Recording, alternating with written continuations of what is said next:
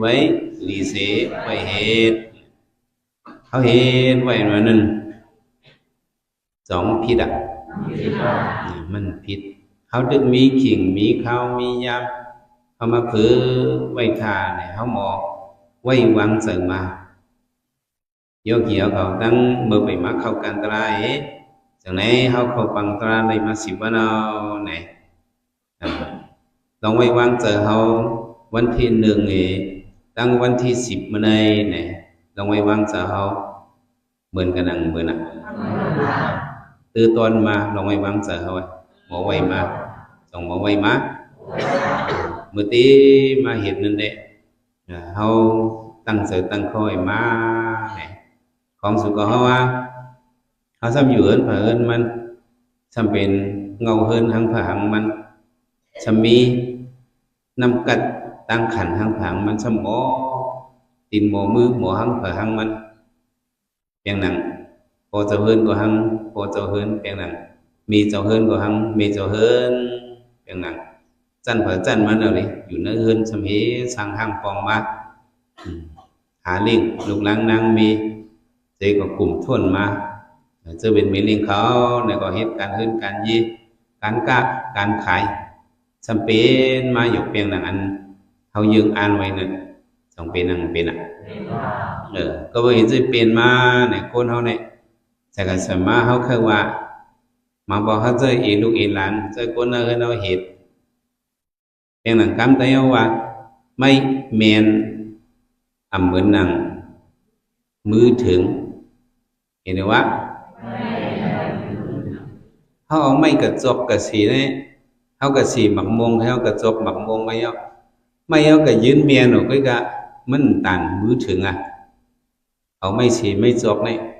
มันสุญญาไม่เมียนยังเหมือนหนังมือถึงเหมือนอ่ะพอมือเอาถึงเนี่ยเขาป้อนเอาปิดเอากำซื้อหมักมงอะไรหวยแล้วหวยนั่นเอาไม่เมียนเหมือนหนังมือถึงคู่หนังหนึ่งเหมือนหนังสวบต้มเห็นไหมว่าคู่หลังเขาหนึ่งเหมือนหนังสวบต้มในปองว่าหังเขาก็ได้ยินเป็นหุงเข้าหุงผักไอเสียงไอถุนเราเป็นมะมึดคู่หลังเขาก็เหมือนหนังสวบต้มเหมือนหนังเขาได้กินเราจำใจเขาก็เลยโน้มเนี้ยไอเสียงก็มันเหมือนสวบต้มเหมือนเขาได้กินว่ะไม่เมียนเหมือนหนังมือถึงคู่หลังหนึ่งเหมือนหนังสวบต้มอันว่านั่นตัวเจ้าเก่าแต่มาเหตุอันตรายวิปัสสนาเนี่ยเขามาจำตัวแต่ว่าเขาเจอคนอื่นเราหมั่งเมียวไม่เมียนเหมือนหนังมือถึงคู่หลังหนึ่งเหมือนสวบต้มคนอื่นเราหมั่งก็เพียงหนาพยายามเหตุกูวันเขาตั้งในเจ้าเขากะเหตุหมั่งก็พอทำเมียนเหตุผิดเพลินของเมียสองปิงเจอเขาปิงพวกปิงเจอเขาจะสมาคือลานพวกมีเกาปินในร้อนๆเอาสองวันว่าพวกมีเกาเหตุในร้อนเอาเหตุก็การกูรู้ยังถึงตีถึงองผิดเพลินเขาไปจ้าเปิดเว้ยจะไหนมานั่งแล้วก็จุ่มปอเล่งมีเลี้ยวสำกัดเขียนสำเหตุมากูสำกูอย่างกูเปิงเฮ้ยจะไหนมาเนี่ยคนเอามันเป็นสั่งมาเนี่ยเจออันเขากัดเขากาเนี่ยคนเอาแต่มันมีหมาหน้ามาหางผางมันมีสั่งมาหมาหน้าเขาบางบอกให้เขาเห็นเองมันเปลี่ยนมาเขาว่าหางเขาลานผมมีเกาให้ปิดในร้อนๆเนาะสองคำว่าผมมีเกาให้ปิดในเอาหันมือมาให้พวกเขาวันเห็นได้เอาอีเจเขาทำปื้อขนเขามาอินเอาเลยเขามีหมันหน้ามาโยกีเขามาเขาการตลาดไหนก็เมื่อตีมันโยกีเขามาปังตลาด10 วันดังไหนคลาซังเขายำมิดมากเนี่ยทำเพราะใครมัดตลาดคึกเขายำเข้าหูเรือนมันมาหมังสุดดีสิว่าผู้สิมามังตัววันตีใหม่หนึ่งเนี่ยโยกีเขามาไหนก็มีเห็นอกเลี้ยงนายมาเห็นไหมป เปิ้นก็ว่าเราก็ว่านะสิเปิ้นค่าจังนี้มาให้tôi ô sầm năng đừng chú mong năng tôi ngon của văn đừng văn chỉ hạp bọc âm năng hưởng ma sàm văn chỉ văn bèn năngเขาเคยเป็นตะลาสองสามเป็นจอมเขาตะลามันเป็นจอมกูบอกได้เขาเห็นสังก็เขาเปลี่ยนมาพอสิว่ามาเห็นตะลาเนี่ยตะลาสมเป็นแปลงหนาเขาเคยเป็นต้องเป็นมาเดี๋ยวตะลาไว้สัพเพธรรมะอนัตตาตะลาเนี่ยมันเป็นเฉพาะอนัตตาเป็นเฉพาะหังฟิงทุงตะลาเนี่ยมันเป็นอัตตาอนัตตาว่าเป็นอัตตาเนี่ยเขาคือมันเป็นสังมันหลุดเป็นกะได้กับมันสัมเป็นอนัตตามันยังเอาเขาว่าสองเอาเขาว่าเขาจะคัดเขียงเฮียงตามันมากูเมียวกูฟันมันเป็นมาเพียงหนังนั้นเขาเคยเป็นนั่นต้องเป็นเป็นว่ามีนั่นเอาสัมเป็นมาเพียงหนังเขาเคยเป็นเลยโยกีเขาถัดเจอเขาเลยตกมาเนี่ยถัดเจอโยกีเขาเป็นสังมะอะไรมา3-4 วันเนี่ยถัดเจอในโตมาสอนการสอนมานั่นเสในใครสอนมาว่าชื่อตัวยังป้าปาดมีป้ายังป้าปาดมีจังหนังเปิ้นป้อยังไรก็เหตุเอาชื่อเอาฉิงเกว่าอย่างนี้ป่วยใจมาโยกีเขาตั้งบันตีใหม่หนึ่งเหตุพวกขึ้นมาที่มานังตาเนี่ยนาเนี่ยก็โหยยังเหียนโอมมีเข้ามากูมีเข้ามานางไงมันดีมันสั่งไงมันดีว่าถ้าเจอโยกีเขามันเคยตกกันถ้าเจอก็เป็นสั่งมามันมาหน้าเขาหนึ่งอีสังก็ยังเอาตกเลยมันมาหน้าเขามันเฉียงเตี้ยหูเฉียงสิบ่ได้เป็นมันหน้าเป็นอีสังมันหน้าเนี่ยมันง่ายๆแต่ดีตกก็นั้นมีเงินคำก็สมีองศามันคนนั้นมีพี่น้องเจอคือก็สมเป็นญาติมันสมีญาติเจอคือมันเจอคือมันสมีเลยย่อมันเจอสมีปิญญามันสมีมิมันเจอสมีหางมีผังสมหางลีหางเรานี่ก็หุ่นหน้ามันหางผังมันมาหน้าตั้งหางลีหางเราเนี่ยสมีกุเมียวคนเอามันเนี่ยคนมีก็สัตย์ก็มีมันคนผ่านคนย้อนก็มีมันนะคนผ่านคนย้อนก็มีมันนะเนี่ยยังมีมันมาย้อนเขาปั่นมันเขาจ้ามันป้อมมันกะคนย้อนมาย้อนนี่สั่งมีตีนมีมือก็มันจะกะเขาหืบมันเป็นมันต้องใครจ้าเขาก็มันต้องอีกป้อมซุ่มเขาก็กลมอึบตายคนย้อนก็มีมันมันมาหน้าห้อยมันนั้นตกคนนั้นมีเงินคำถึงดีว่ามือเขามีเงินคำมามันหน้าเขาสร้างหมอตกเนาะคนนั้นมีแปกกระลองเจอเคยอย่างเจอเคยหลงก็เจอเคยเขาวัดกว่ามีพายุไผ่หลังเขามันหน้าเขาหมอตกคนนั้นนั่งนี่หังเราก็เท่ามาหังลู่เหลียวกาเนี่ยมันหน้าหมดตกต้องหมดตกมันเจอได้มันก็ใครตกโมเตเมตอนซิเขาฮิตซ่ามาเขาหังดีเมื่อหนุ่มเขาหังดีสิเขากันนะมันเจอยังเคยตกคนหังดีอันตกหยาบสิบเนี่ยปิญญามันเนี่ยตกหยาบสิบมันอันนี้ตกหยาบสิบปิญญาตั้งสังตั้งหมอเลยมันจำตกเลยง่ายปิญญาเนาะตั้งหุ่นมามันจำหมอยอมอย่างมาสำเช่นหุ่นนำมาก็ในปิญญามันเนี่ยมันตกหยาบสิบเอามาเห็นการตราเนี่ยอันมาเหี่ยมเบ็ดมาหน้าปิญญามันเขาตกนั่นเนี่ยมันเป็นตะลาเลยยกอีกเขาเป็นอีสังตะลาเนี่ยมักมังให้ยกอีเขา anh hồ tăng năn này có hồ bốc ngôm là họ màสั่งสอนตาลาสั่งสอนเขาก็มังด้วยกูไล่เพียงหลังไล่เขาหมอนั่นเอามานั่งเอาโจอยู่มั่งมังแถวตัวมาหลายเนื้อเนี่ยปีเหนียวเลยนั่งมาสื่อด้วยนายใครตึกบากลุ่มเอามาแทงตบผ้าไหมมาเอามาผัดจ่อมาหมอนด้วยเอานั่งไอ้ก็ยามไปเลยสื่อเที่ยงหมอnày sẽ cả sẽ má hiện hứ năng go quan lấy ta la rồi quan lấy quan pi lấy bắt lại mình có gì go ta la năng hứa không pi lấyเพราะว่าเขาลองฟื้นนี่เลยเขา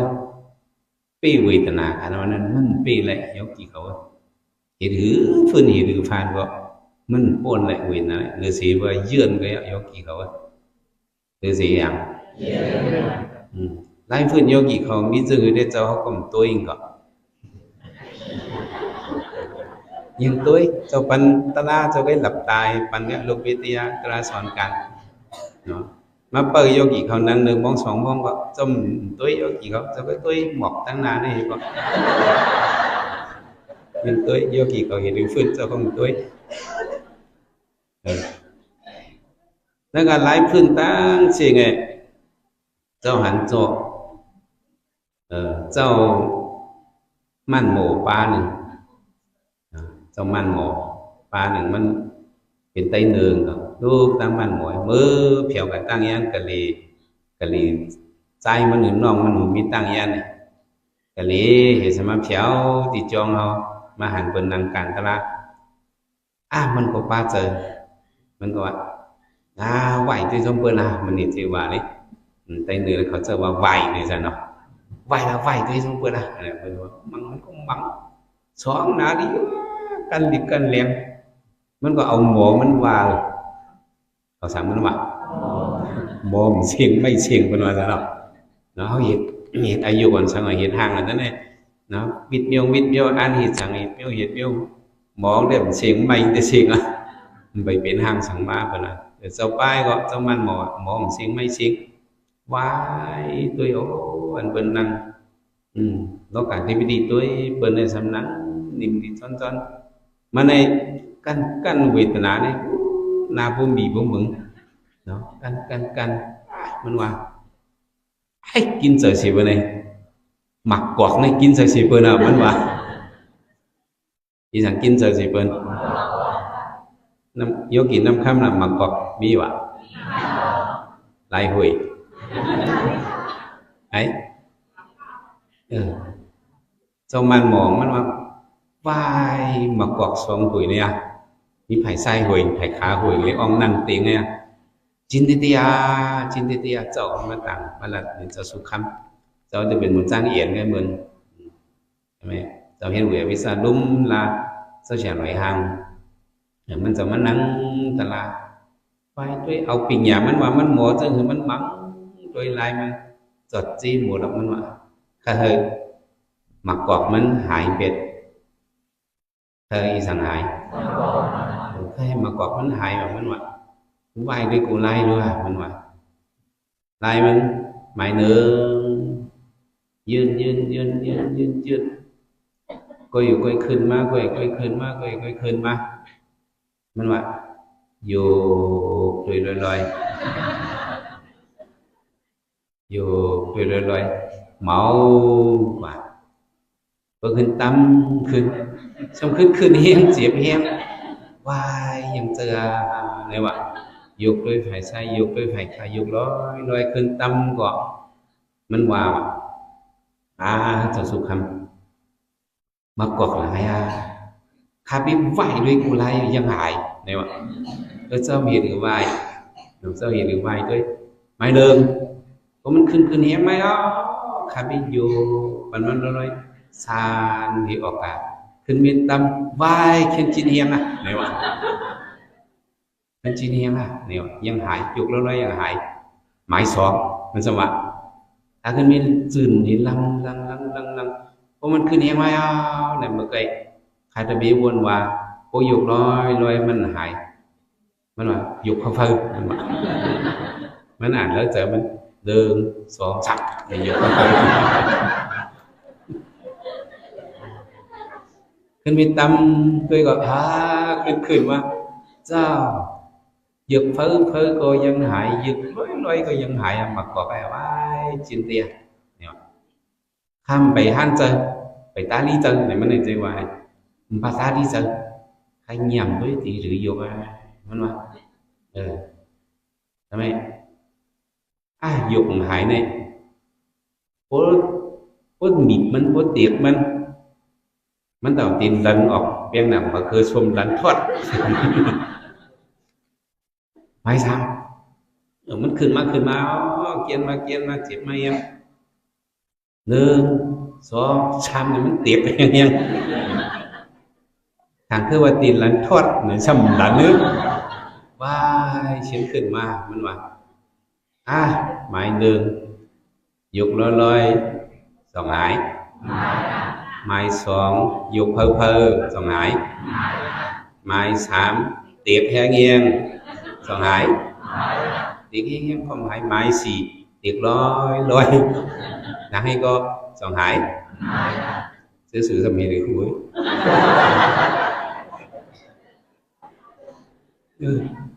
chỉ laiมันว่าว่ายเห็นไอ้กองหายนี่cấu do thèn lai đừngใช่ไหมแทงลายหนึ่งมันว่าลายหนังไอ้เด้ยิงการลาดอกมันว่ามันใครลาดอกเนี่ยวะใช่ไหมเจ้าสมว่าเจ้ามันหมอลายใหม่หายเจ้าหมอกก็คาตาบีบัวหันออกเนี่ยวะ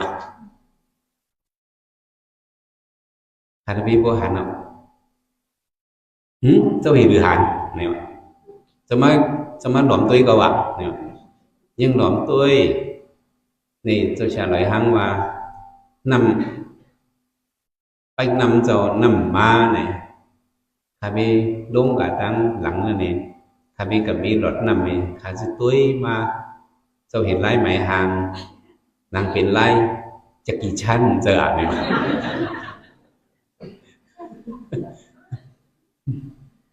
จะกี่ชั้นมันนี่หรือไม่ว่ามันสอนนักเจอมันนี่หนึ่งเนาะยุกลอยยังหายสองยุกเพ้อยังหายสามติดลอยก็ยังหายสี่ติดแห้งก็ยังหายมันว่าหมายห้าเนี่ยมันว่าของเขายุกหนึ่งฝากได้ในมันหายมันสอนว่าตัวยุกตั้งสองไผ่มันจะไปหายมันว่ามันจะเห็นหรือเจ้ากับมีหลอดน้ำเองก็ตั้งตัวกับโยกีเขาด้วยกับนางโยกีเขานันตลาเลยมันใจเอามือขอนเต้าปลายเลยเอามือขอนให้เต้าสมองมือขอนให้เต้าไฟว่ามันขึ้นเฮียงมาเอาหนึ่งสองสามเนี่ยยกไปตั้งสองขอนโยกตัวไปเลยมันทางคือมากอกที่หายโยกไปเท่านั้นเองว่าเต้าหึงมามือโกนอ่ะมือโกนมากเลยมือทำสั่นเห็นใจมากก็ไหมมือสั่นมากอย่างไรสมขึ้นตำลงไก่เจ๊เลยสวัสดีเจ้ามันหมอไล่ไหมฮะเจ้าหมอก็คาตาบีปัวหันเอาเจ้าเห็นไล่จะกี่ชั้นเจอซานบายไม่เห็นว่าหันต้องถามไล่หลังจากกี่ชั้นเต้ามือหยกนั้นยังหายเจ้านะบายดีไอเบนเตียดีไอเบนเตียจะสุขคำหนังไอ้เจ้าอย่าไปหมอกเผามันเห็นใจว่ามันว่าอย่าไปหมอกเผาถ้าพี่เจ้าก็ยังหมอกเผาค่ะถ้าพี่ติดกับเขาเนี่ยโยกีเขาไว้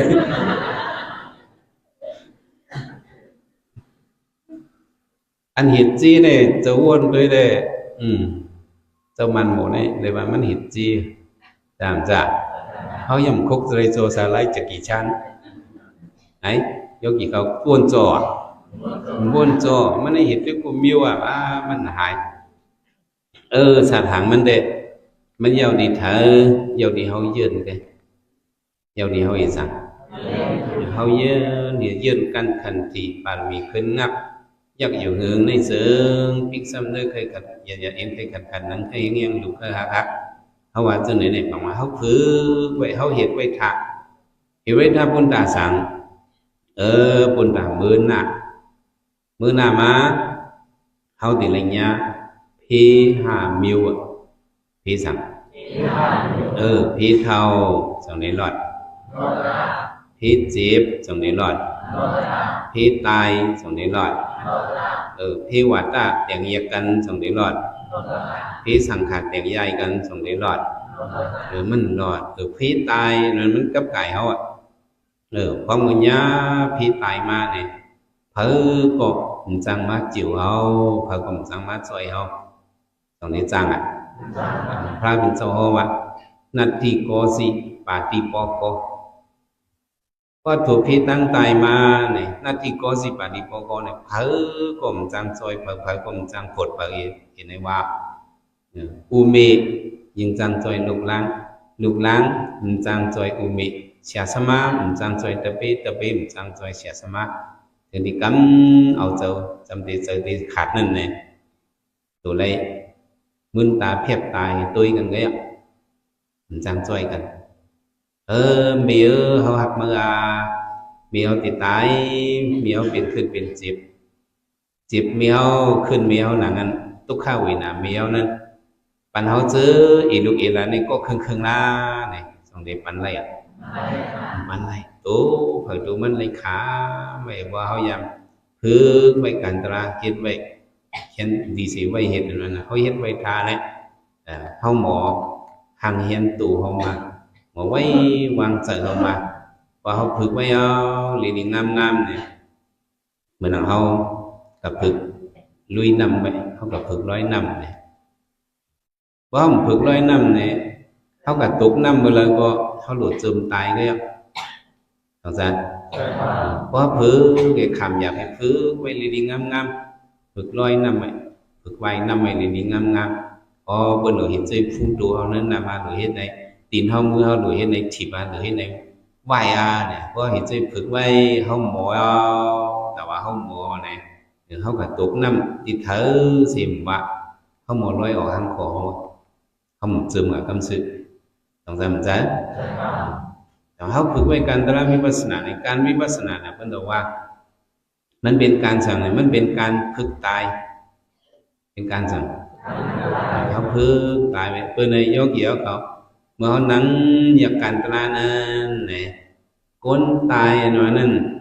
มันอยู่หนึ่งมันอยู่นิ่มก้นตายในอยู่นิ่มก้นตายในสองต้ง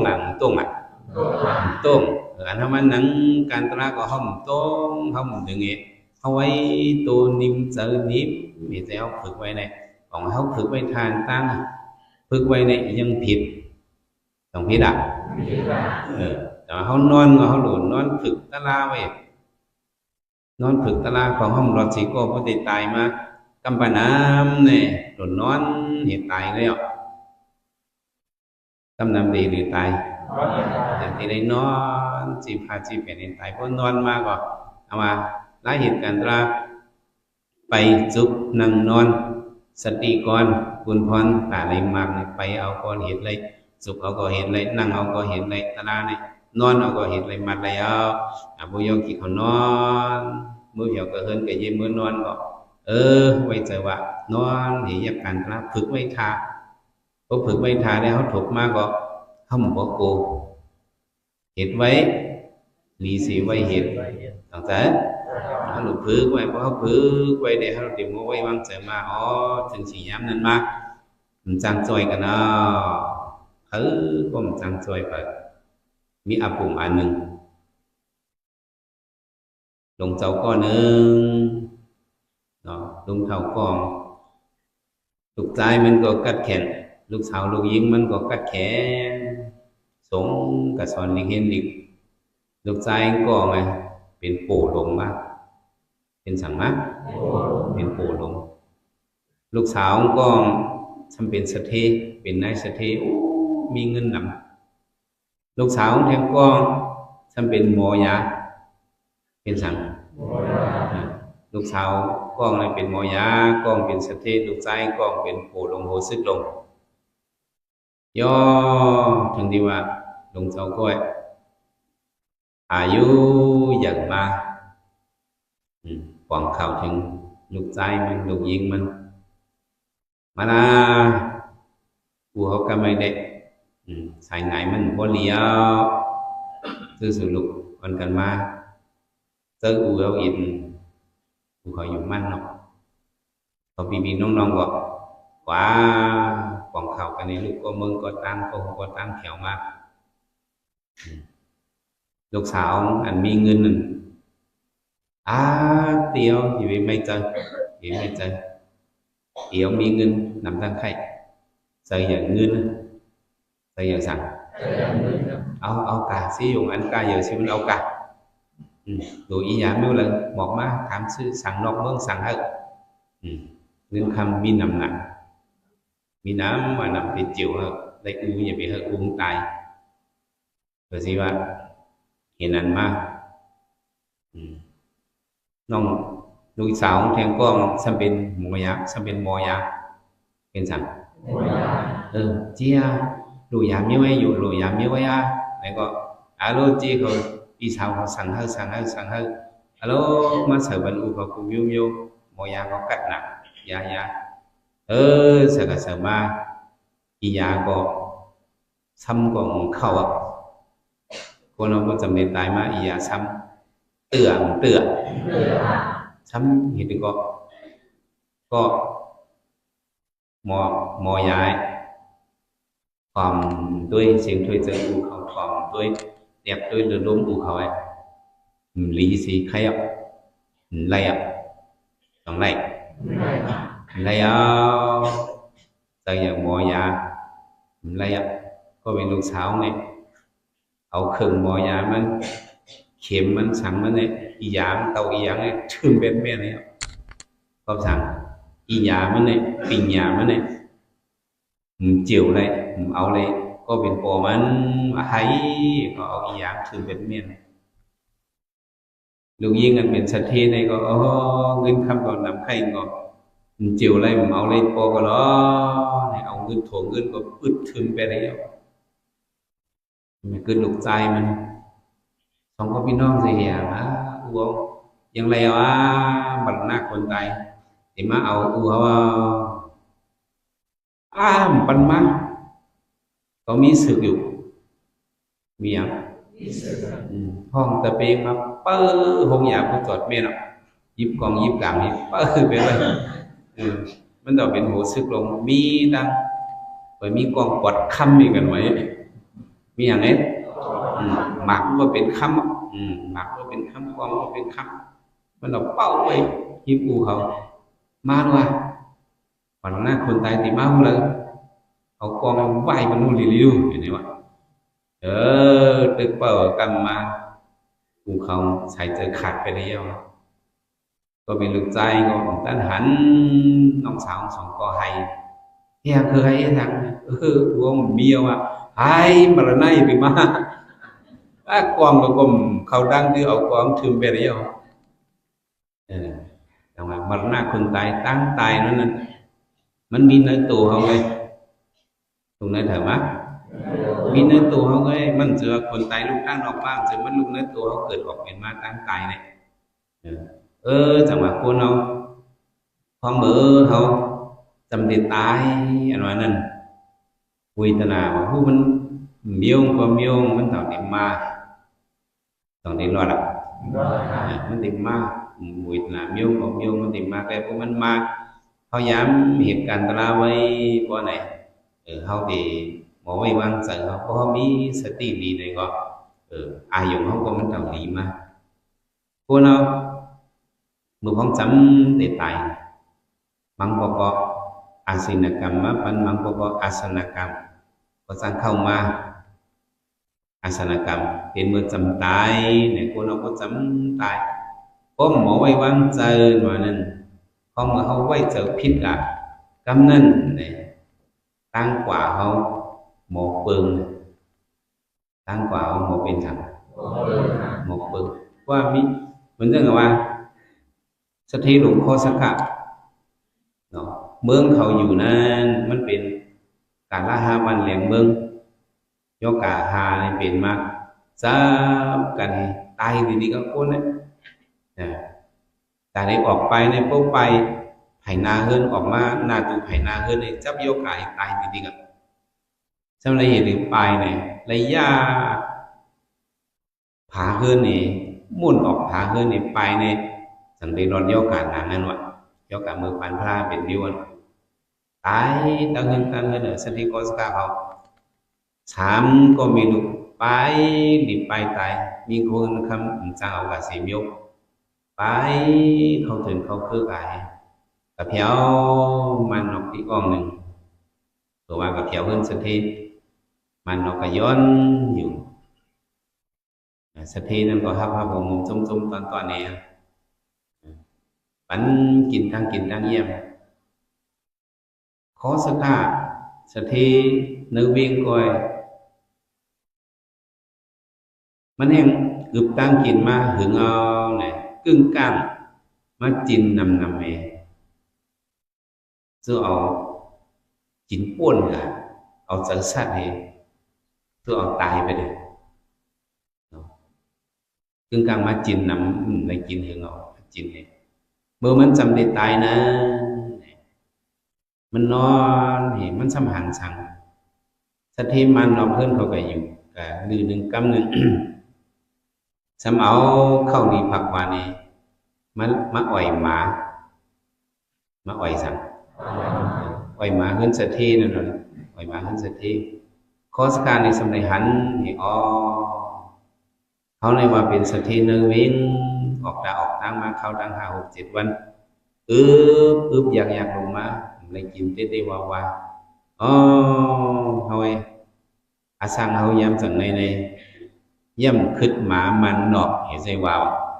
อาสังมันขึ้นต้มหมาสถิมันนอกไอ้ยังเลยกินดีสิเฮามันนี่จะกันเนียมหนังไอ้เลยเพราะเมื่อเอาออกเจอเนียมหนังไอ้มันตายค่ะเจอมันกัดจับหมาสิตายเจอจับสั่งตายเจอจับหมาสิตายเนี่ยเผื่อมันตายกันđấyสุดี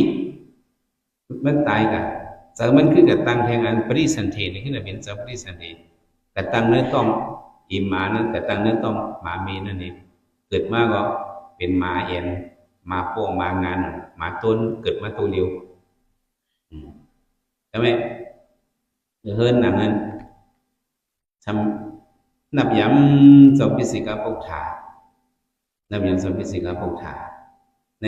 จะติดหมาก็ตายก็เป็นหมาคอสการเนี่ยจะติดจังจะติดหมาตายแต่เกิดเนื้อต้องหมาคนเขาก็จะติดเมื่อจำเป็นตายเนี่ยเขาจะติดทางของมันกว่าสักวันนึงเพราะผมจะจับตะลาเนี่ยกว่าช่วยๆอ่ะต้องจำจะอย่าไปจะจับช้างงานวางหรือไว้จะ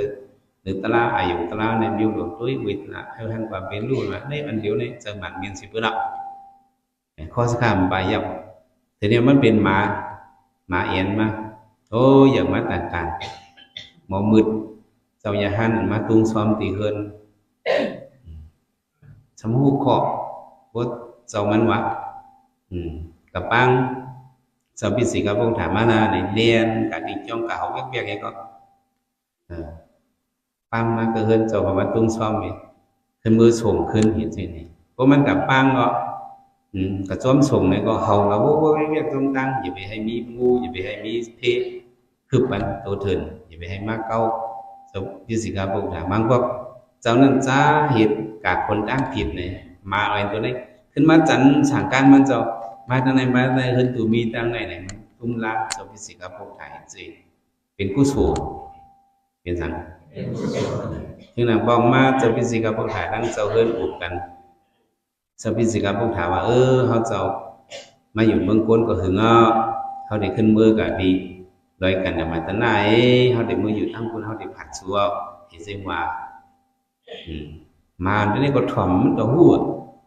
มาคอสการเนี่ยเพราะว่าสพิสิกาพวกถามไปกว่า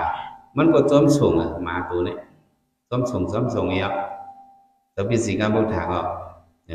โอ้ อดหัวมันดูไหมตรงตักมันเอาเลยเนาะเขาเด็กกายเอาแต่พอเขาเด็กไปมากไงเขาเด็กกะ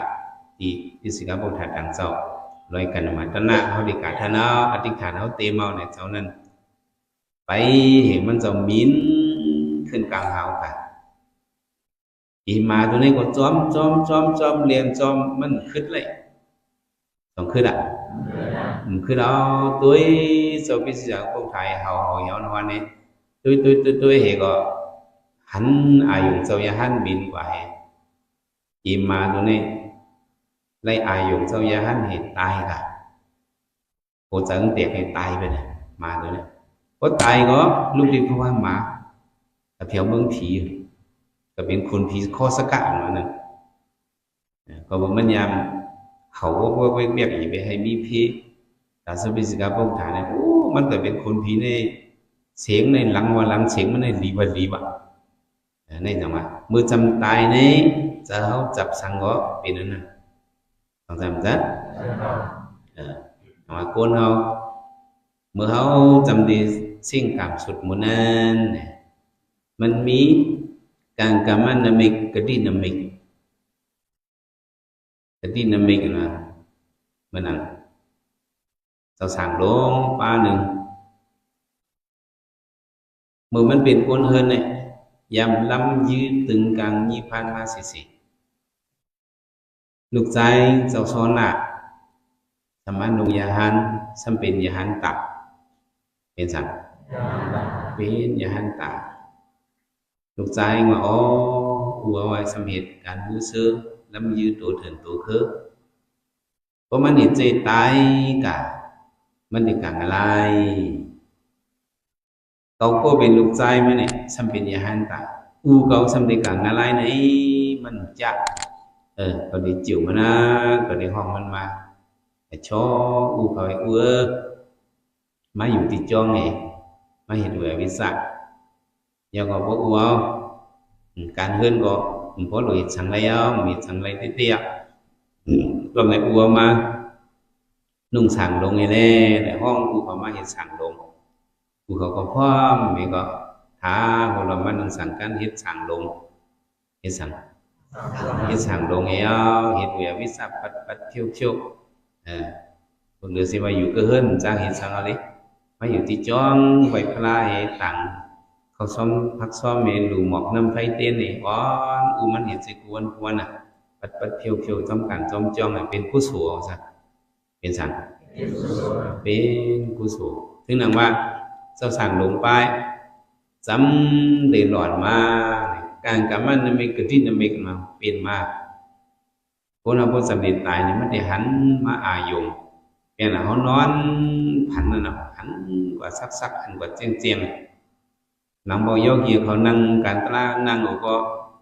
บางหน้าเขากับหันสีเมียวเพียงแต่เขานอนผันกันนึงเก็บนึงกำนั้นเป็นหนึ่งโยกีเขาเป็นอ่ะนั่งตลาเหี้ยกับเฉียวไทยนั่นเป็นน้ำมิกอ่ะเพราะจำตายมากกว่ามันก็หันน้ำมิกอยู่นั่นน่ะกระดิ่งน้ำมิกการกำมันน้ำมิกกระดิ่งน้ำมิกแต่มันหันน้ำมิกมาทางลงเนี่ยมันหันน้ำมิกทางไหนมันจำเดียเสียงเลยนอนเนื้อหอมมันเนี่ยมันหันมางอะไรลงมาจูมันอีสังมันป้าเดียวก็อาหารมันอาหารมางอะไร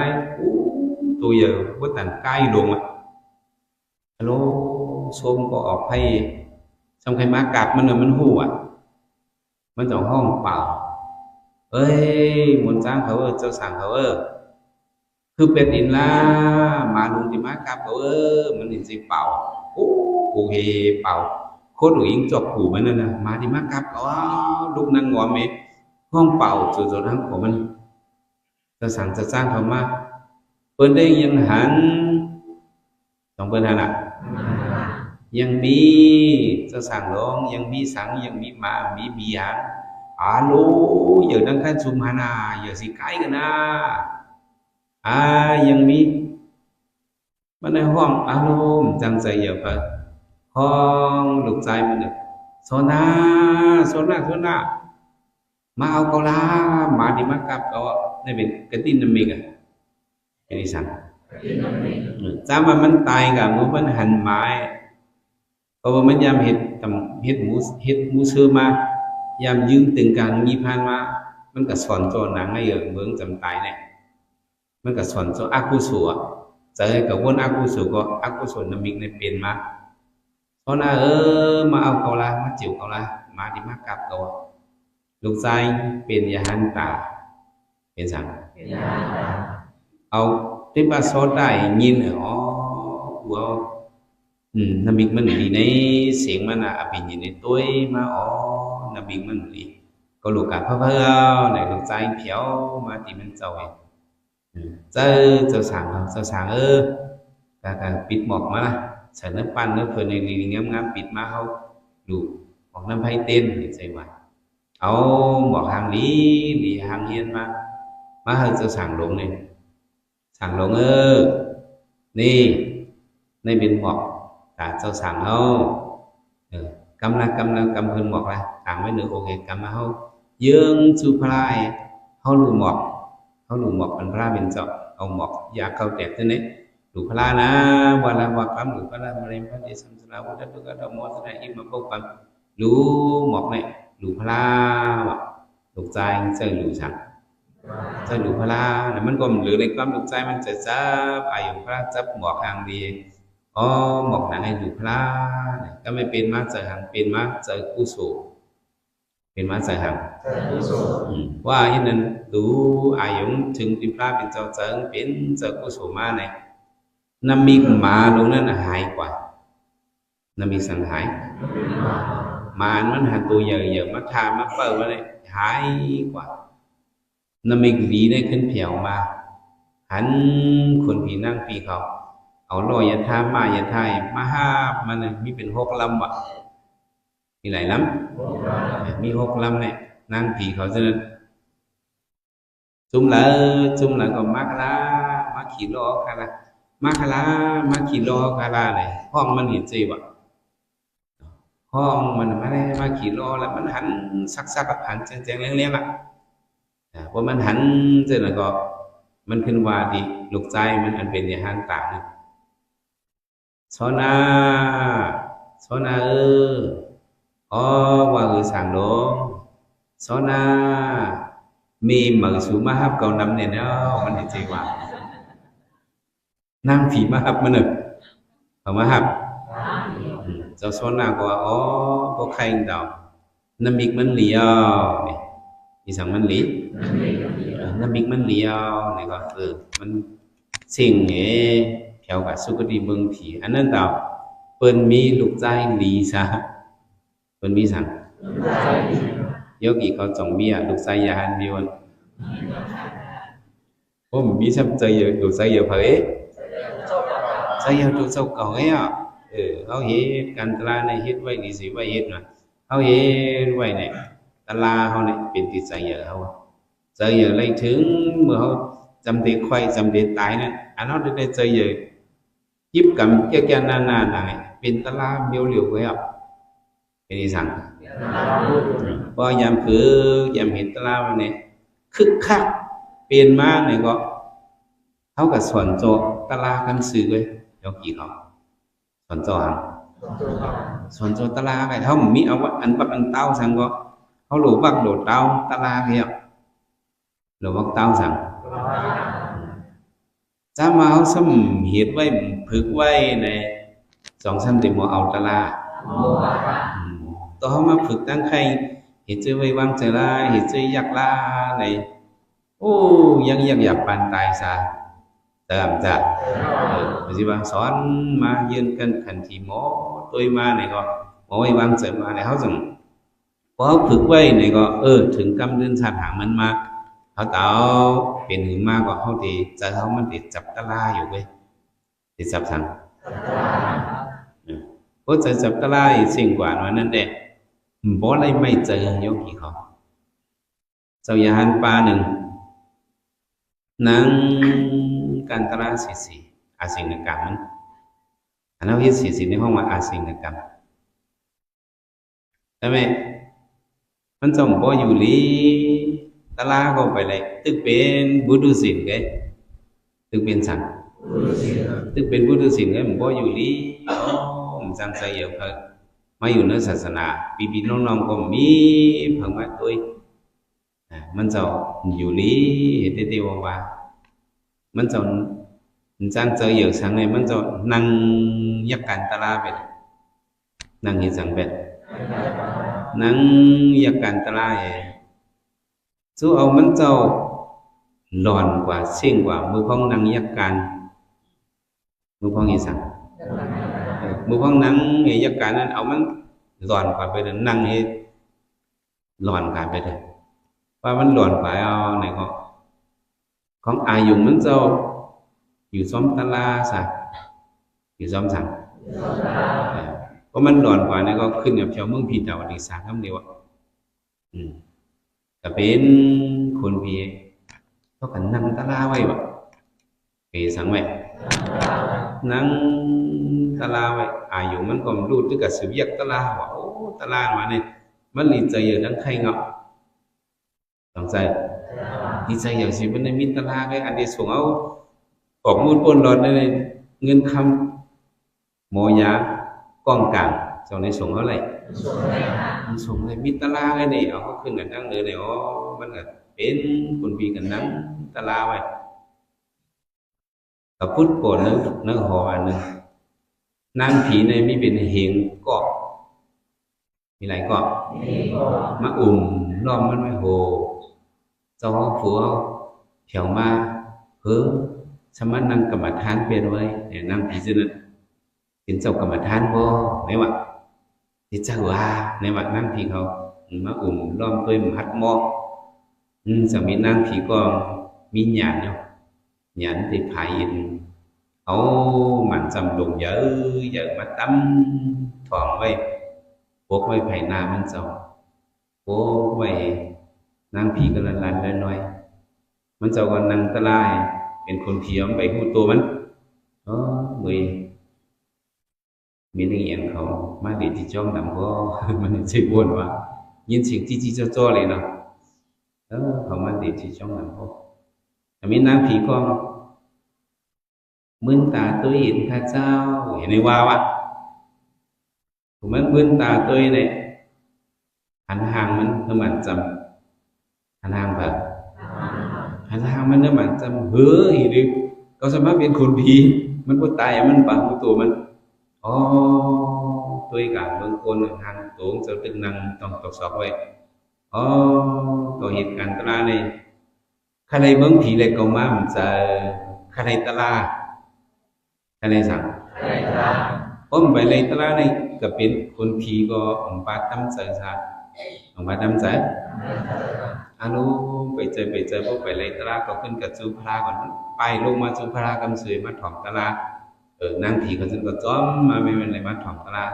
ถึงดีว่าเลยตลาดก็เป็นผีได้เจ้าเลยตลาดของจัดก่อนก็มีจืบมันไว้ซะมีอย่างไรมีจืบมันไว้ถ่อมตลาดก็เป็นผีโซดาบันอันนี้ใหญ่ก็เป็นเมื่อจำป่วยเมืองผีสะดวกไปสาวบมงโตอะไรที่สัมปิดาสุรเกียรติมาอับดุอะไรอเปดาวเนี่ยก็ทางหังโยเพราะว่าผีเพราะว่าคนตั้มเสร็จตั้มคอผมไปมีตลาเนี่ยไปตั้มจัดผมไปตั้มจัดอันเขาโยกิมาพื้นไว้เนี่ยก็เขาหมอไว้วางใส่พวกหมอหันตลาคึกคักเปลี่ยนมาเจ้าเพราะนี่ก็ติ้งตีตลาตีก็ติ้งตลาเลยตีก็ติ้งสั่งคุกสไลตลามากำสือตีเขาใจใหญ่ก็มีตลามิวเร็วก็สั่งมีสั่งเลยเจ้าเมื่ออาสาถึงเลยเช้าจิตเป็นยาหันถึงเลยเจ็ดหวานนั้นไปอยู่ริมโพเชียมจะพอจับไม่จับกันเองเป็นไซเกอร์ยินสังก็หักติดๆlại gióคนหูcho nên cô hồn bên này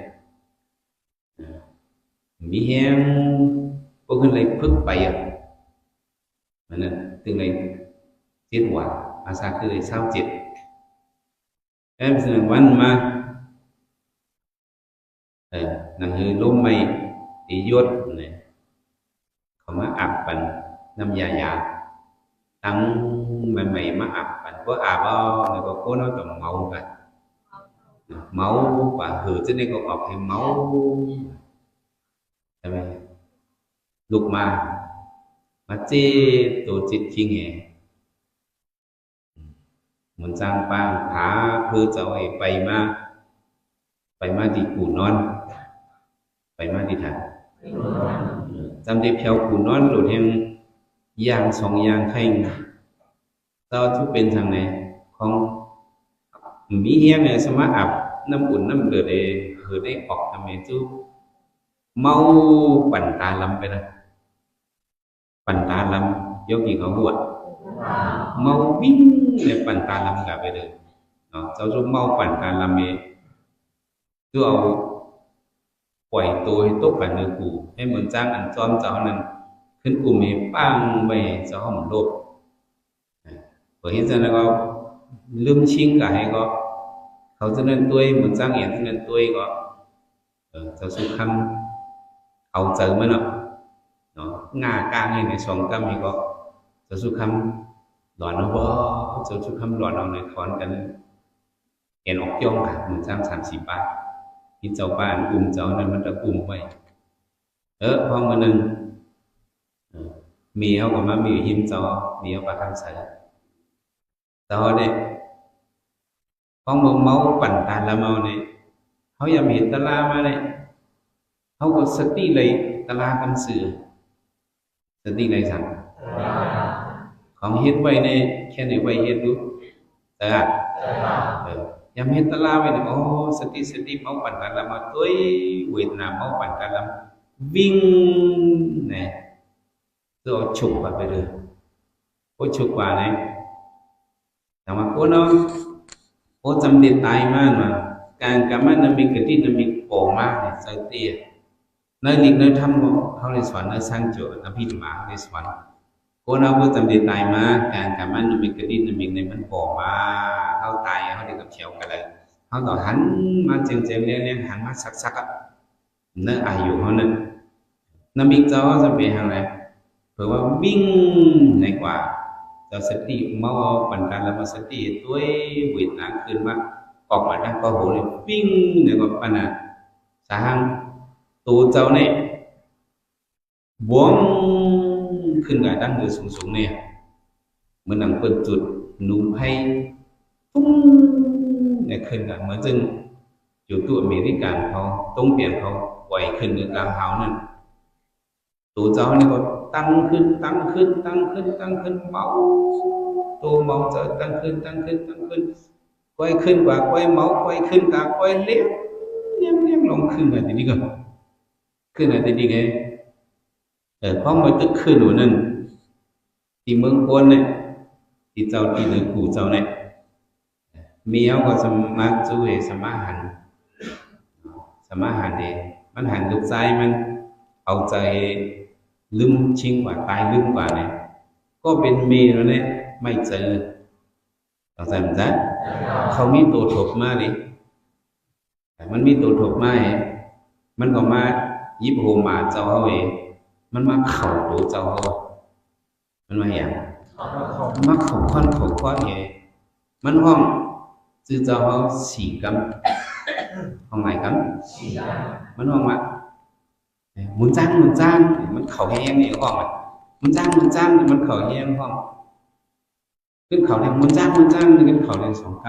ำเจ้ายิน4 กำเจ้าให้ยิน2 กำเลยยินหลายก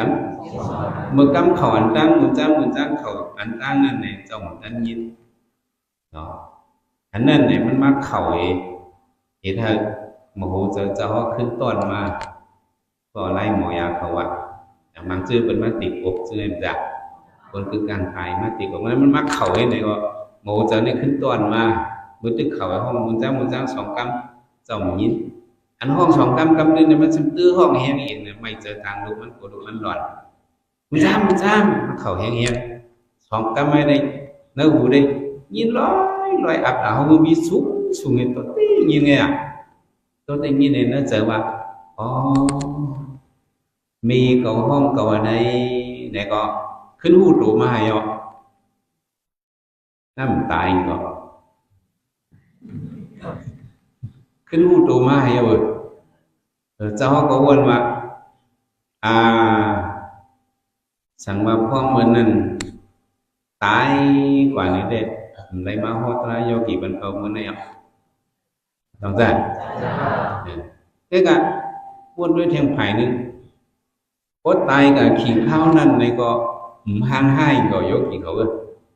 có sẵn mình cả đang tao đúng dạ mình cùng khi người ta nữa đấy nó mình đi ở xa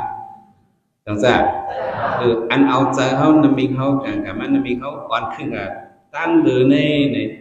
เป็นตลาเป็นวิปัสสนาตลาเป็นสั่งเพราะว่าเขาเห็นไว้เนี่ยสองเขาจะมองไว้ใจละเพราะมันยังเห็นตลามาเนี่ยพบปอดลมเบาปั่นตาลำมาเนี่ยมันหนูเป็นใจกูเหเอาเขาละเขาเป็นลมเบาปั่นตาลมาเนี่ยจอนกว่าดังเต๋อจำจ้ะในเขามีตลาเนี่ยสติตลาจะจับสังเสมิจะจับตลาเวทนามันโผล่มาเมาปั่นวิ่งลงก่อนนี่ก็ฟุดขึ้นเหนือตั้งเหนือในเขาเห็นไว้ต่างกันเพราะมันเห็นไว้ได้ก็มันได้เห็นไว้นี้ดีสิไว้เห็นยกอยู่เขามาถ้าจะกันตลาหลายวันเนี่ยเข้าดัง10 วันก็ยังเขามาฟื้นไว้เนี่ยเขามาไว้วางใจแต่เขามาหันเฉพาะเป็นลูกว่าอีนอดก็เขาเลยกับสืบพันธุ์มันอะไรสั่งสืบพันธุ์มันให้เป็นติดใจอยากจะก็เขา10 นับเขาเลยสืบพันธุ์กว่าว่าเขาเมื่อคัดจะเห็นก็เฮินเขาถึงเก็บ1 กำนี่ก็สั่งอะไรตลาอยู่เขาเลยซื้อมันไว้เนี่ยเขาสั่งอะไรตลามิ้วตลาหน่อยจ้ามันเข้ามาเนี่ยก็จับนั่งหึงก็มันก็สั่งอะไรมันจังนั่งนายกี่นายมาที่กาบัดนะก็อยู่ก็เฮิรนนี่เห็นใจในตารางอะไรก็เบอร์หันคำปล่อยพาสติเขาปล่อยพาสั่งยกกี่เขามังซื้อโคตรลาคำโคตรสติเนี่ยการในเจ้าคนว่าเดี๋ยวชิมบังตราย10 วันก็เต็มเดี๋ยวชิมบังตราจะเช้าว่าโคตรลาอย่าไปโคตรสติเนี่ยการในเจ้า4 โมงครึ่ง5 โมงครึ่งลูกนั้นตารางเป็นต่อยต่างซ้อมต่อยเอาก็เป็นต่อยที่กับจินซ้อมหนึ่งที่จ้องซ้อมเนี่ยขับใหญ่กันเนี่ยไปสติกันเห็นคนใจสำหรับกันนั่งท่าไว้โยกีก็มาไปหลังนั่งยินเอาตรงเลยไอ้เปิ้ลหึงยินหนึ่งมันนั่งเปิ้ลท่าผืนเขาเองสติตลาสติตัวติดมันตัวผ่าติดหนอนมันชันพินชันพอนอยู่กำมาเป็นลูกในหัวคืนมาเอาหันเป็นลูกสุดการที่ท่านใครในตลาดมาเก็บอ่อนกำด้วยเข้าใจมั้ยจ๊ะเมื่อกันนี้ตลาดเมืองใหญ่พี่น้องลอยก็มานั่งซ้อมลอยนั่งลอยปัง2 นาที2 นาทีนั่งกว่า10 วันเมื่อกว่ากับเปิ้ลให้คนนี้ให้ส่วนกับเปิ้ลให้มันเนี่ยจะเชื่อสุขคำว่าการตราในเฮ็ดในกุฏิว่าเฮ็ดมาเปิ้ลให้ก็มันจะลืมโลกเขาcònลืมบุเขาปึ๊ดจับมันว่าจะไหนวะกูบอกไปเขาปึ๊ดจับแล้วบอกเขามาปึ๊ดเนี่ยนั่นกลามาปึ๊ดดอกโลกให้ปึ๊ดกับปึ๊ดมากกว่าขั้นปึ๊ดอะไรวะเขาให้เขาก่อนนำเขาให้กินกับไว้เขากินเขานั่งตะลาเปิดให้มันนั่งตะลาเปิดสั่งเปิดให้มันสำลีอ้ามมันว่ะพวกเขานั่งตะลานี่นกในมามันว่ะที่สั่งมาอันนี้อ้ามเหมือนจะเฉาเขาเป็นแต่ปีตะลาแทนปีสลาพอเขานั่งตะลาเปิดให้เขานี่นกในมาเก่าอ่ะพอเขานั่งในนกมาเนี่ยเขาก็นั่งติ๊กๆในมันว่ะนั่งตะลาเปิดนกนั่งตะลาเปิดสั่งนั่งตะลาให้โสมิตรนั่งตะลามันก็หันตะลาเป็นดูสุดมันก็หันนั่งให้มันเลยตะลาเนี่ยมันเลือกอ้อมจังเลยล่ะมันก็หันถึงปังตะลาเยาวแล้วขึ้นมาไขเด็กเมียนดอกเมียนหลังมันหันเป็นดูสุดกว่าถามมันทิ้งน้อยยามสำเนียงมาอุบจะสุขค mà tôi nói tụi mà bên lưu sĩ thì mà hẳn là bị cô tì mà nên này vào có nhận ta là hoặc cả quảng cả này bên lưu này anh tôi ngày sẽ bên lưu này còn bị sẵn cái có quảng ta là này mưa bay quảng này anh tôi giảm sẽ bên lưu còn bị hẳn bên lưu này bên lưu này ta là này có quảng say ao này đấy quốc tỉnh mà những cam hay lúc lúc bên lưu mà mình đi thấy tôi lưu này hẳn cam sữa ta rồi lắp tạoสมาธิยับมันหันหางไปมันหยาเนี่ยมันฟอกหางของมันมาหมุนนั่งให้มันโบปุ่นกันชักไปชักนั้นไหนเข้ามานั่งกันตราไหนเป็นสื่อเป็นฟันมันเอาเลยจับในก็เหมือนจึงเจ้าอย่าหันอันนั่งกรรมฐานนี่หลอนกว่านั้นเพราะเมื่อเขาสิ่งกับเขาสร้างในตลาดนั่นก็เขียวถึงสุขดีเมืองผีก็ในกระถมตลาดเมืองผีก็สร้างในตลาดอันเขาได้เห็นไว้เนี่ยกันยาคนผีเขาเจอหมอฮอตลาดมีน้ำคนเมืองผีพอถึงวันสิ้นเดือนรับเดือนบนมาเขามาฮอตลาดดีสลบสุดธรรมานั่นแต่ถอมตลาดดีทางก็กันไรตลาดเป็นอริยที่ท่านนับทั้งวันไปไรก็ยาพระต่างสู่ก็ยาอริมิติก็ที่ไรตลาดปั่นพระเป็นสอริมิติมันไรแรงศีลมันไว้เยอะกี่เขาซะเนี่ยไรสั่งไว้มันไรแรงศีลต้นนี้ว่ายาพระเองก็nhận hành biến lưu vấn đề bản mì vấn đề kỳขึ้นมาขอแต่ที่ว่ากัมพาเนี่ยมันมีสองอย่างกัมพาเนี่ยกัมพาดิบกัมพาห้ามันพระเป็นสมปอกมีตั้งเหตุตั้งนำพวกกันเนี่ยปัดกับนั้นกัมพาดิบห้ามนั่นเนี่ยก็จังไรตลาดขอจังเป็นไรที่สิกาปุถาเนี่ยในอีกในทำเหตุเจฮอมากับในอันเท่าเหตุไว้ไหนหรือเสียไว้ให้เรา